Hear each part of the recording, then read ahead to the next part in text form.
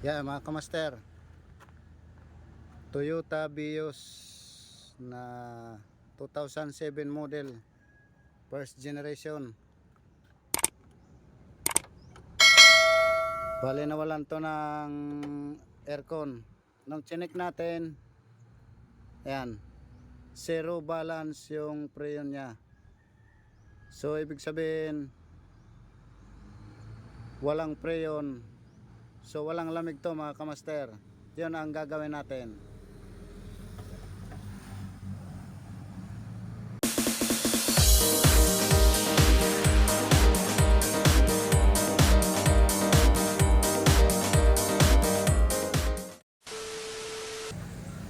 So ayan mga kamaster, dahil nawalan to ng preyon, hahanapin natin ang leak nito. Sigurado may leak to, kasi pinacheck to nung may-ari sa ibang technician. Ang ginawa niya ng isang technician, kinargahan lang ng preyon. So ngayon ang sabi, reprocess daw. Pagka ganyan na nawala ng preyon, automatic meron yan leak. So yun ang gagawin natin mga kamaster, hahanapin natin yung leak. So yun mga kamaster, kinakargahan na natin ng pressure para mahanap natin yung leak. So ngayon,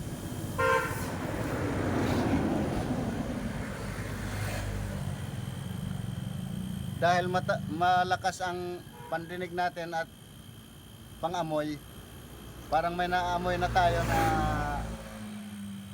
leak dito, sumisingaw malakas.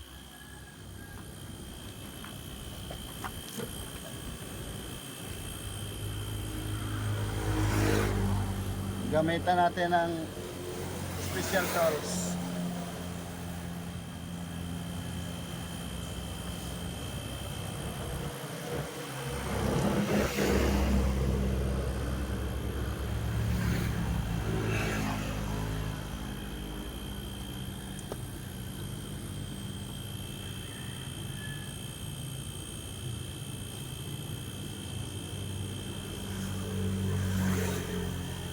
Ayan mga kamaster, may nakita na tayong, ayan o, malakas ang leak. Sabunan natin ang, gamitan natin ng special tools pang leak test.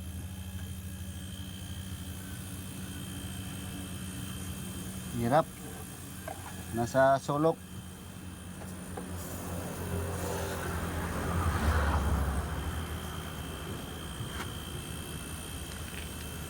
Ayan, bumubula malakas mga kamaster.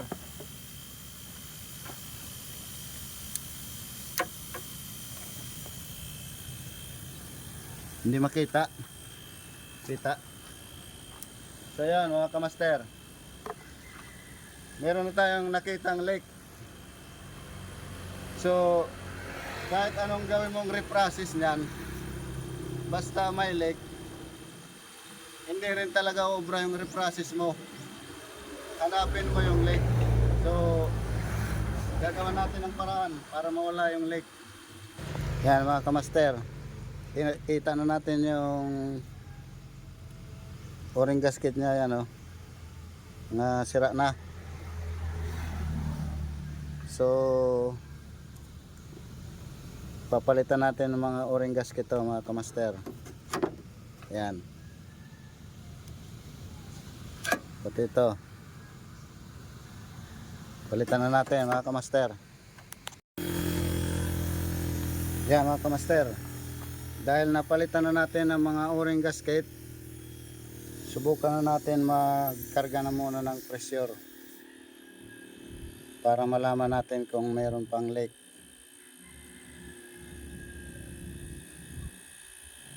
So yan, umaangat na yung gauge natin.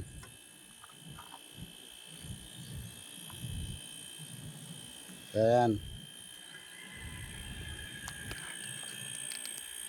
Unti-unti nang umangat yung gauge natin. Ayan. Dahil napalitan na natin to ng mga o-ring gasket, magliligtis pa tayo ng iba, baka meron pa mga kamaster. Ayan.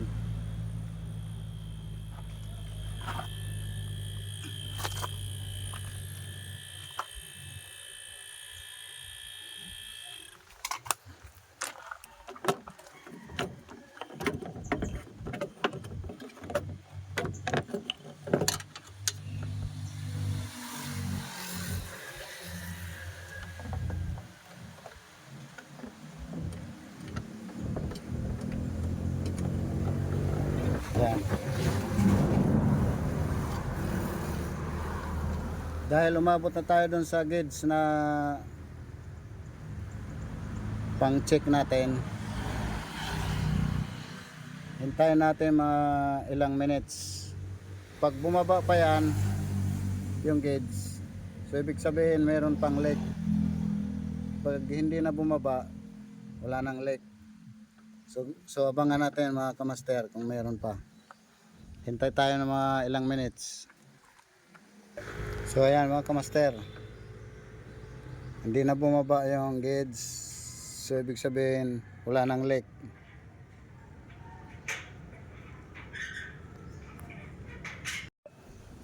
So ayan mga kamaster, dahil medyo matagal-tagal na itong sasakyan na to, i-cleaning na rin natin. Dahil sobrang dumi na. Ito mga dumi na oh. Ayan. Ganyan ka dumi na mga kamaster. So i-cleaning na rin natin para isang anuhan na lang, isang trabaho. Ayan, lalabas natin tong evaporator case. So ayan mga kamaster, lalabas natin yan. So ayan mga kamaster, lalabas natin to.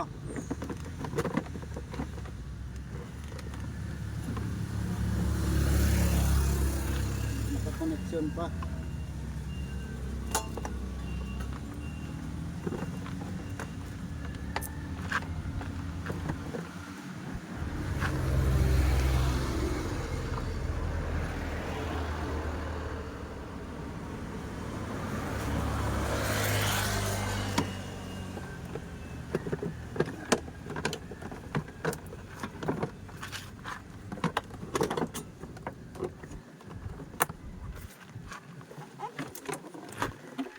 Ayan, ito na yung evaporator, i-cleaning natin mga kamaster.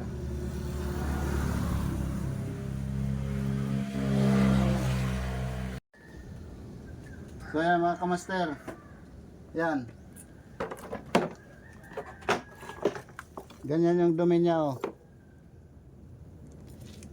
Pati yung blower niya madumi na rin, so kailangan na mag-cleaning. Sine-cleaning na namin at sinabon na yan mga kamaster ha. Nasabon pa namin yan para linis at mabango. So yan.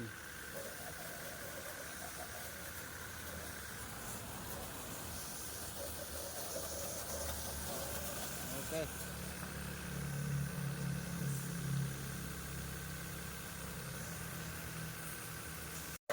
So yan mga kamaster, inabot kami ng gabi.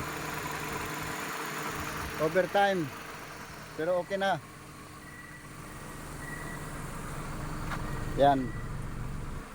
Maganda yung ilaw sa loob. Okay na. Malamig na siya.